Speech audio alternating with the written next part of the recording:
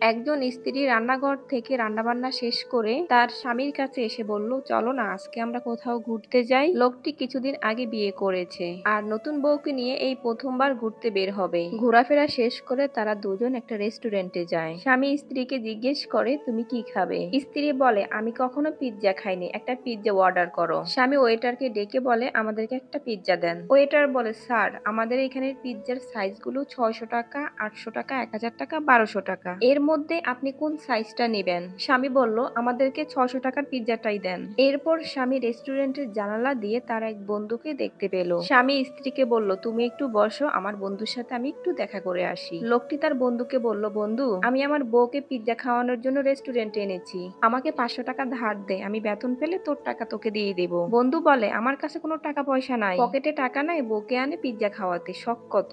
স্ত্রী আড়ালে থেকে তাদের দুজনের সব কথাবার্তা শুনেছে। স্বামী যখন রেস্টুরেন্টে ঢুকে তখন দেখে তার স্ত্রী বের হয়ে আসতেছে। স্বামী জিজ্ঞেস করে, কি ব্যাপার, তুমি বের হয়েছো কেন?